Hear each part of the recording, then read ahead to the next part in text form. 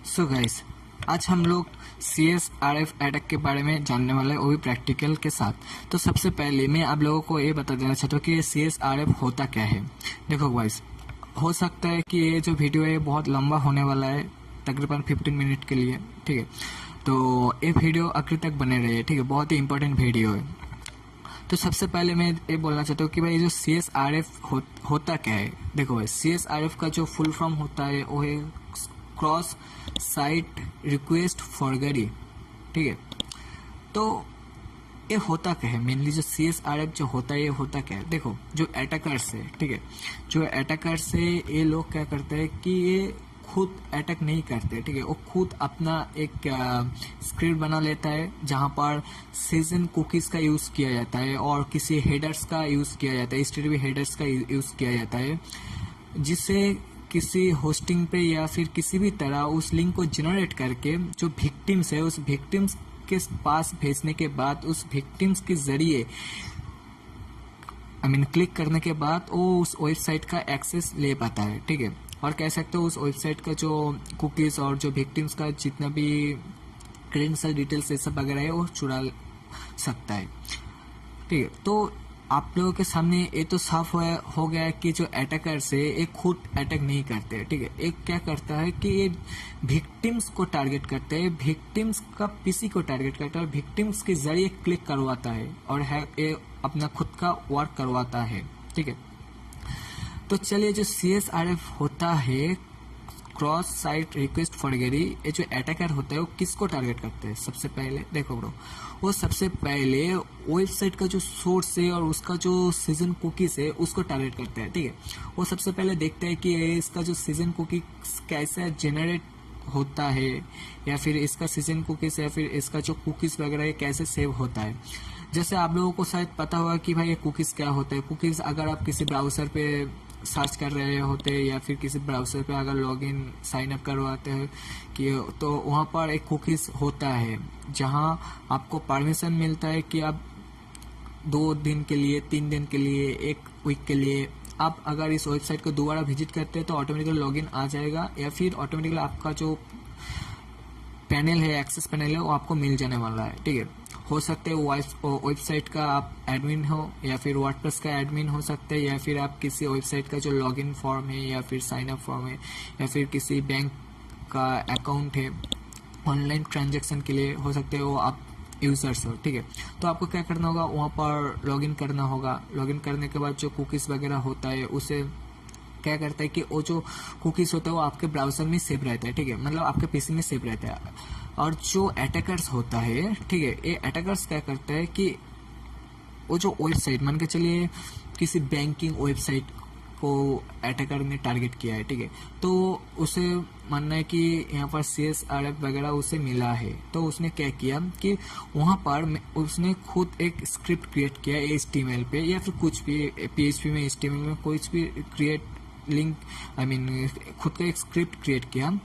जो script create करने के बाद, लिंक जनरेट करने के बाद आपके पास भेजता है, ठीक है, विक्टिम्स के पास, ठीक है। तो विक्टिम जब क्लिक करने वाला है तो क्या होगा, क्योंकि विक्टिम के पास तो सीजन कुकीज है, सीजन कुकीज है, इसलिए तो उसके पास तो एक्सेस तो आसानी से मिल जाएगा ना उस वेबसाइट का।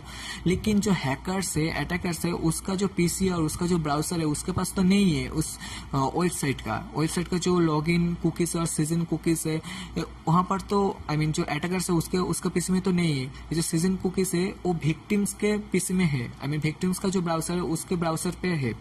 तो अटैकर क्या करते हैं कि वहाँ पर खुद का विक्टिम्स का जो कुकीज है, जो टोकन या फिर HTTP हेडर्स है जहाँ पर लिंक जनरेट होता है, तो वहाँ पर अपना खुद का नाम या फिर बैंकिंग डिटेल्स या फिर खुद का मैलिशियस कोड डाल देता है। जब वो विक्टिम के पास भेजता है, वो विक्टिम अगर क्लिक करता है या फिर ओपन करता है तो विक्टिम्स रीडायरेक्ट होकर कहाँ जाता है, जो वेबसाइट का जो सीजन या फिर कुकीज उसके ब्राउजर में स्टोर रहता है वहाँ पर रीडायरेक्ट हो जाता है और विक्टिम्स को लगता है कि भाई हाँ मेरा तो काम हो गया, मैं तो यहाँ पर लॉगिन कर पाया, ऐसा मिल जाता है। तो चलिए मैं प्रैक्टिकल एक डायग्राम के जरिए समझा देता हूँ ताकि आप लोगों को और भी आसान हो जाए इसे समझने में। देखो ब्रो, ये जो अटैकर्स है, ठीक है, मान के चलिए अटैकर्स है, तो ये क्या किया, वेबसाइट का जो विजिटर्स है उसको टारगेट करता है पहले, ठीक है। उससे टारगेट करने से पहले वेबसाइट का जो कुकीज और सीजन कुकीज है, उस सीजन कुकीज को टारगेट करता है कि ये जो सीजन कुकीज है या फिर जो हेडर्स है कैसे क्रिएट होता है या फिर कैसे ओरिजिनेट होता है। उसे लेकर एक क्या करता है कि एक खुद अपना एक स्क्रिप्ट क्रिएट करता है, ठीक है, HTML का स्क्रिप्ट क्रिएट करता है।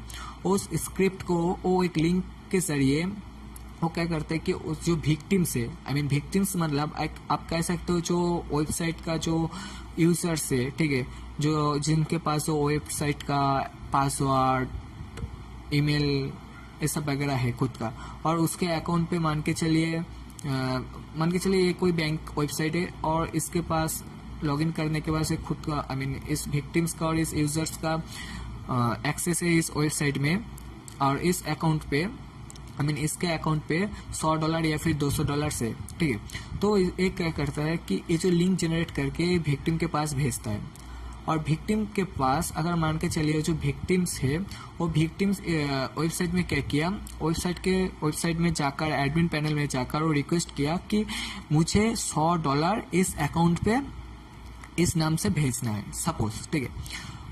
तो क्या होगा, ये जो अटैकर से क्या किया, वहाँ पर जो अकाउंट नेम है वो एक हेडर के रूप पे जाता है, आई मीन रिक्वेस्ट होता है HTTP में, ठीक है। कहाँ जाता है कि वेबसाइट में, ठीक है। वेबसाइट में जाने के वक्त, ठीक है, वहाँ पर क्या होता है, वहाँ पर जो अकाउंट डिटेल्स में क्या होने वाला है, ये जो विक्टिम्स है या फिर जो यूजर्स है इसका नाम होने वाला है, और जहाँ पर फंड ट्रांसफर होने वाला है, ठीक है, मान के चलिए इस अकाउंट पे ऐसे $100 जाने वाला है, तो वहाँ पर जो अकाउंट नंबर है इसका अकाउंट नंबर होने वाला है, ठीक है। जब जाकर इस वेबसाइट में रिक्वेस्ट करेगा तब वो क्या करने वाला है कि वेबसाइट उसको रिस्पॉन्स देगा कि हाँ भाई तेरा ट्रांसफर हो गया है, ठीक है, इस अकाउंट पे ऐसा हो गया। तो हैकर ने क्या करता है कि ये तो लिंक जनरेट या फिर वो खुद का जो स्क्रिप्ट रेडी किया, उस स्क्रिप्ट ने वो अपना खुद का, आई मीन वो अपना खुद का ईमेल, सॉरी बैंक अकाउंट का नंबर दे दिया, और जो अमाउंट है वो अमाउंट भी फिक्स कर दिया, ठीक है। फिक्स करने के बाद वो क्या किया कि ये जो विक्टिम्स है विक्टिम के पास भेज दिया, ठीक है, अच्छी तरह से समझाओ भाई।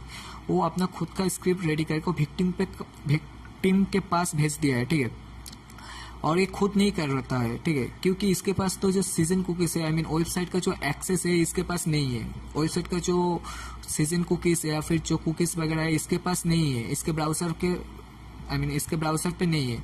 वो जो कुकीज वगैरह है, लीगलिटी जो कुकीज होता है वो किसके पास है, वेबसाइट का विजिटर्स, आई मीन इस वेबसाइट का जो क्लाइंट है उसके पास है, ठीक है। लेकिन इसका जो कुकीज कैसे जनरेट करता है ये इसके पास है, ठीक है, आई मीन उसका जो HTTP हेडर्स में, आई मीन पैरामीटर्स जो होता है, HTTP जो रिक्वेस्ट होता है वो इसे पता है कि कैसा होता है। तो इसने क्या किया, अगर ये वेबसाइट CSRF वगैरह से वल्नरेबिलिटी है तो उस स्क्रिप्ट ने एक ऐसा कोड, आई मीन यहाँ पर मैंने बोला था कि ये जो यूजर से यहाँ पर एक रिक्वेस्ट करता है कि इस अकाउंट पे ऐसा, आई मीन $100 ट्रांसफर करना होगा। तो क्या किया, वो अपना खुद का वो जो रिक्वेस्ट भेजा है उस रिक्वेस्ट को डुप्लीकेट बनाकर वहां पर सिर्फ चेंज कर देता है कि यहाँ पर अपना खुद का बैंक अकाउंट नंबर और खुद का IFSC कोड जो बैंक ट्रांसफर करने के लिए जो बहुत ही जरूरत है वो दे देता है, ठीक है। वो देने के बाद वो विक्टिम्स के पास भेजता है, ठीक है। विक्टिम के पास भेजने के बाद अगर किसी भी तरह विक्टिम उसे क्लिक करता है तो क्या होगा, ये जो सीजन कुकीज है ऑटोमेटिकली ये वेबसाइट के अंदर घुस जाएगा, क्योंकि मैंने पहले ही बोल दिया कि भाई इसका जो अकाउंट या फिर इसका जो डैशबोर्ड है, ठीक है, इसका जो खुद का जो अकाउंट वगैरह है, इसका जो सीजन है इसके ब्राउजर पे स्टोर है ऑलरेडी। तो इसलिए जब इसने क्लिक किया तो कहाँ आ गया कि ये डायरेक्टली आ गया इसके वर्ड पे, आई मीन इसके अकाउंट पे आ गया, और यहाँ पर रिक्वेस्ट में जो आ गया वो क्या रिस्पॉन्स था, हाँ तेरा, आई मीन जो फंड ट्रांसफर कर रहे हो ये $100 या फिर $200 कुछ भी, ये कंप्लीट हो गया है। तो चलिए मैं आप लोगों को और भी एक चीज़ दिखा देता हूँ। तो देखिए ये जो गेट पोस्ट है एक, आप बोल सकते हो कि HTTP एक रिक्वेस्ट है, ठीक है। तो यहाँ पर जो विक्टिम्स है, विक्टिम्स का HTTP रिक्वेस्ट है, और यहाँ ये ब्राउजर पे कुकीज के साथ भेजता है वेबसाइट में, ठीक है, जहाँ पर कहाँ पर्सन का नेम और हो सकता है यहाँ पर अकाउंट नंबर भी है कुछ भी, और यहाँ पर अमाउंट इक्वल टू $100 है, ठीक है।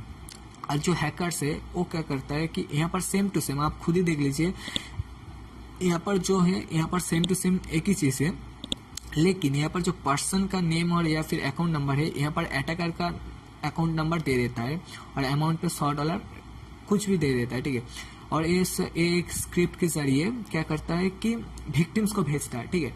विक्टिम्स को भेजने के बाद अगर विक्टिम्स इसे क्लिक करता है तभी जाकर वो ब्राउजर में एडमिन पैनल या फिर डैशबोर्ड पे एक्सेस मिल जाता है। और क्या होता है, जो $100 फंड ट्रांसफर हुआ है वो अटैकर का जो बैंक अकाउंट है उसके अकाउंट पे चला जाता है। तो यही होता है CSRF का अटैक, ठीक है।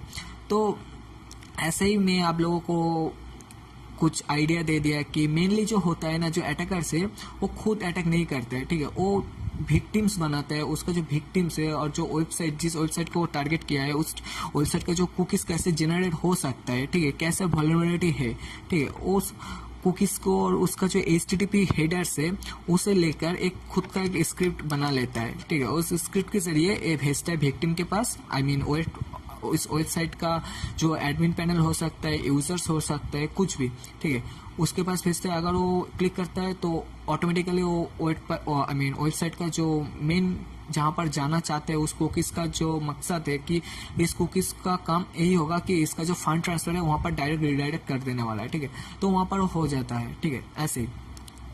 तो ऐसे में आप आते हैं कि प्रैक्टिकल डेमोन्स्ट्रेशन के बाद देखो, प्रैक्टिकल के प्रैक्टिकल में तो ऐसे तो मैं नहीं बोल सकता कि भाई आज के दिन में तो बहुत सिक्योरिटी हाई हो गया है बैंकिंग सिक्योरिटी में, और मैं ऐसा नहीं करने वाला हूँ क्योंकि ये बहुत ही इलीगल हो जाने वाला है, ठीक है। अगर किसी बैंकिंग सिक्योरिटी में छेड़छाड़ किया तो मुझे जेल भी हो सकता है। तो इसलिए मैंने बैंकिंग कोई वेबसाइट में जहाँ पर पैसे का मामला हो वहाँ पर मैं कोई टच नहीं करने वाला हूँ। तो मैंने क्या किया, मेरा जो मकसद था कि भाई आप लोगों को यही बताना था कि CSRF के मदद से एक वेबसाइट को डिफेंस कैसे किया जाता है और आपका जो डिफेंस पेज है वो कैसे अपलोड कर सकते हो। तो भाई वर्डप्रेस का आज मैं आप लोगों को यही बताना चाहता हूँ कि आज के दिन में जो CSRF वगैरह जो वल्नरेबिलिटी हो मैक्सिमम टाइम होता है कि प्लगइन्स पे। और आपको पता है कि प्लगइन्स का मतलब वर्डप्रेस साइट, जो लोग वर्डप्रेस का यूज़ करते हो, खुद का वेबसाइट है, वो लोगों को उन लोगों को पता होगा कि वर्डप्रेस में प्लगइन्स का नाम का कुछ होता है जिसकी मदद से आप बहुत ही आसानी से आपका जो वेबसाइट का जो स्टाइल या फिर कस्टमाइज कर सकते हो बहुत अच्छी तरह से। तो मुझे एक ऐसा प्लगइन्स मिल गया है जो है जेसो स्लाइडर, ठीक है, जहाँ पर ये CSRF वगैरह हो सकता है। तो मैंने क्या किया, जेसो स्लाइडर में मैं आप लोगों को और एक चीज़ बता देना चाहता हूँ। देखो गाइस, मैंने एक स्क्रिप्ट क्रिएट किया, जैसे आप लोगों को पहले बोल दिया कि हैकर्स ने एक स्क्रिप्ट क्रिएट करता था, ठीक है। तो मैंने एक स्क्रिप्ट क्रिएट कर दिया है और क्या करता है कि वो जो विक्टिम्स है या फिर जो वर्डप्रेस का जो एडमिन पैनल है उसके पीसी में उसका जो यूजर्स है और जो एडमिन है उसका कुकीज में या फिर जो उसका कुकीज कैसे जनरेट होता है या फिर HTTP हेडर कैसे जनरेट होता है। तो देखो, ध्यान से देखो गाइस, मैं फिर भी बोल रहा हूँ, देखो गाइस, यहाँ पर जो हो रहा है, अगर आप वर्डप्रेस यूज़ करते हैं तो आप लोगों को देखते ही पता चल जाएगा कि भाई ये जो पैरामीटर्स और ये जो हेडर्स आपको देखने को मिल रहा है, ये सिर्फ जब कोई एडमिन वर्डप्रेस एडमिन या फिर किसी वर्डप्रेस का जो एडमिन पैनल में लॉगिन होने के बाद ही ऐसा पैरामीटर्स आता है, ठीक है। तो चलिए मैं आप लोगों को और भी डिटेल्स में समझा देता हूँ। देखो, अगर मैं OP एडमिन लिखता हूँ तो ऐसा आ गया, ठीक है। लेकिन क्या हुआ, आप देख पा रहे हो कि यहाँ पर एडमिन पैनल के अंदर जो ऐसा चीज़ होता है ये मेरे पास आ गया है। तो मेरे पास तो ये तो आ गया है कि मेरे पास बाहर से फाइल को एक्सेस करने के लिए एक्सेस मिल गया है। ये जो टोकन या फिर जो हेडर्स है, HTTP हेडर्स है, मेरे पास आ गया है। तो मेनली कहाँ पर होता है, ये जो वर्डप्रेस का ये जो इसका जो एडमिन्स है, एक मिनट, इसका जो एडमिन्स है, इस वेबसाइट का जो एडमिन्स है, इसके पास ये URL होने वाला है और इसका ब्राउजर पे ये शो करने वाला है। मेरे पास तो इसका ये चीज़ तो नहीं है। तो मैंने क्या किया, इसका जो टोकन था, इसका जो HTTP हेडर्स था, इसे मैंने उठा लिया, ठीक है, किसी भी तरह ले लिया है। लेने के बाद क्या किया कि यहाँ पर मैंने एक HTML फाइल में मैंने इस लिंक को कॉपी करके यहाँ पर डाल दिया, क्या कि पोस्ट मेथड पे डाल दिया है, ठीक है। तो यहाँ पर क्या करने वाला है कि देखो गाइस, ध्यान से देखो, ये रहा मेरा HTML फाइल, ठीक है। HTML फाइल होने के बाद यहाँ पर देखो CSRF। तो जो अटैकर्स होता है वो क्या करता है कि ये जो HTML या फिर कोई स्क्रिप्ट वगैरह लिखने के बाद वो क्या करने वाला है, ये जो विक्टिम्स है, ठीक है, विक्टिम्स है उसे दे देता है। अगर वो विक्टिम्स उसे क्लिक करता है तो डायरेक्ट रीडायरेक्ट हो जाता है उसका जो मान के चलिए कि ये जो लिंक मैंने दिया है, ठीक है, ये जो मेन लिंक मैंने दिया है यहाँ इस लिंक पे डायरेक्ट रीडायरेक्ट हो जाने वाला है, ठीक है।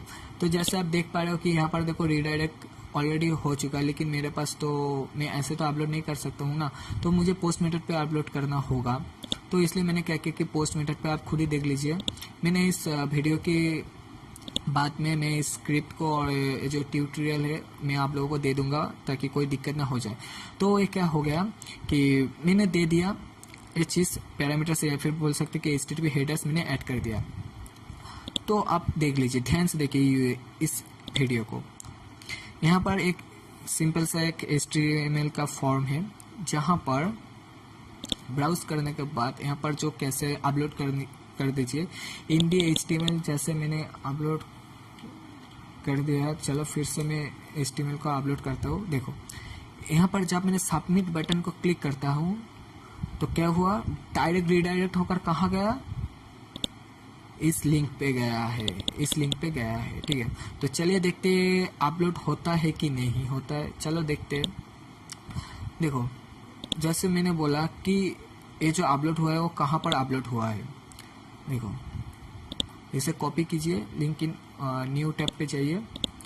जाने के बाद क्या करने वाला है, मेरा जो HTML का फाइल है indy.html,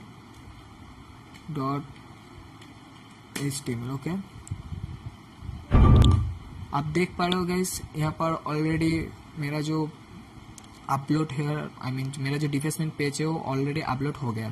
तो जैसे आप देख पा रहे हो कि ये जो काम होता है और ये जो लिंक है मैंने दिया है HTTP हेडर से, सिर्फ और सिर्फ वेबसाइट का ये जो वर्डप्रेस का जो एडमिन है उसके पास ही होता है, ठीक है, और दूसरे का पास नहीं होता है, ऐसे नहीं मिलता है।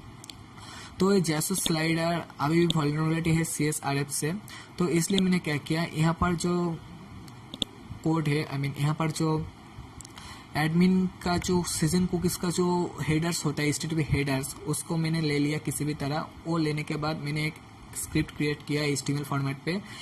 तो मैंने क्या किया, उस HTML फॉर्मेट को क्रिएट करने के बाद मैंने ऐसे ही अपलोड कर दिया है, ठीक है, ऐसे होने के जाने के बाद ऐसे अपलोड कर दिया है। तो आप देख पा रहे हो गाइस, यहाँ पर ऑलरेडी आ गया है। तो देखो गाइस, मैं और एक चीज़ बता देता हूँ।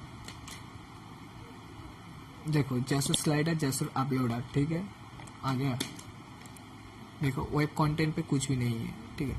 तो आपको इतने तक तो समझ में आ गया होगा कि CSRF वगैरह होता क्या है और इसका अटैक कैसे किया जाता है, ठीक है। और आज के दिन में बहुत बड़ा बड़ा वेबसाइट में CSRF वगैरह वल्नरेबिलिटी आज के दिन में सब मिट चुका है, ठीक है। हो सकता है 200 में, हज़ारों में, 1-2 साइट में मिल जा सकता है, लेकिन भाई छोटा मोटा वर्डप्रेस वेबसाइट में, जुमला वेबसाइट में आपको CSRF वगैरह मिल सकता है। आप प्लीज़ इस ट्यूटोरियल को देखते रहिए और जितना रिसर्च करोगे भाई उतना जान पाओगे। तो चलिए आज का वीडियो यही तक ही होता है और थैंक यू फॉर वॉचिंग।